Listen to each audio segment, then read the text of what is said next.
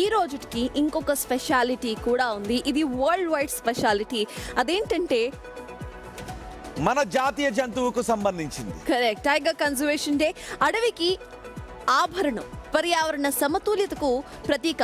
ప్రతి ఒక్క జంతువు కూడా ఏదో ఒక రకంగా ఎన్వైరన్మెంట్, బయోడైవర్సిటీకి దానంతట కొంచెం పాలు పంచుకుంటూ ఉంటాయి. సో అలానే టైగర్స్ కూడా. సో వాటికి సంబంధించి టైగర్స్ను కాపాడుకోవడమే ఈ రోజు యొక్క ప్రత్యేకత. ఈ రోజు అంతర్జాతీయ పులుల దినోత్సవం. అంతరించిపోతున్న ఈ వన్యప్రాణిని కాపాడుకోవడమే ఈ రోజుకున్న ప్రత్యేకత. ప్రపంచ టైగర్స్ డే అనగానే ఒకంత ఆనందం కలుగుతూ ఉంటుంది కదా.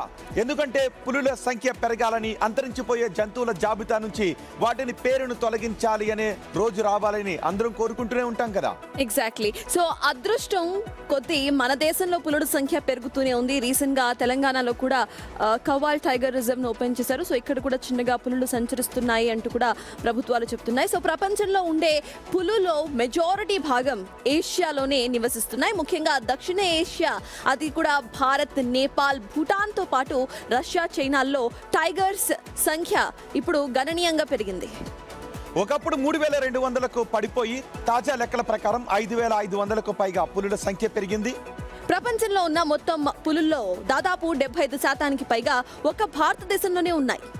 2018 పులుల గణనలో 2967గా ఉన్న ఈ పులుల సంఖ్య 2022 నాటికి ఎంత పెరిగిందో తెలుసా?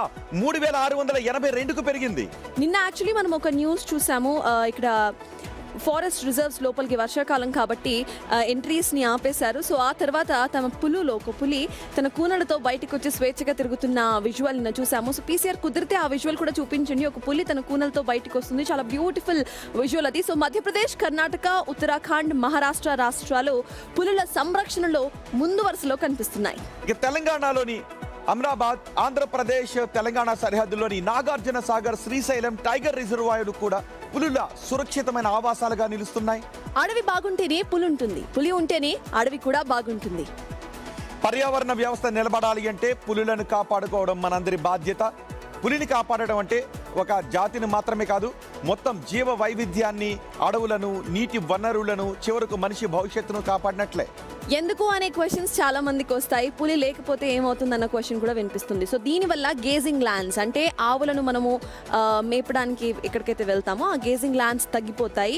సో అందుకు పులులు, బయోడైవర్సిటీ, ఆ చైన్ని సమతుల్యత ఉంచుకోవడానికి పులుల ఆవశ్యకత చాలా ఉంది. అందుకే వేటను అరికడదాం, అడవులను రక్షిద్దాం, మన జాతీయ సంపదను భవిష్యత్తు తరాలకు అలానే అందిద్దాం.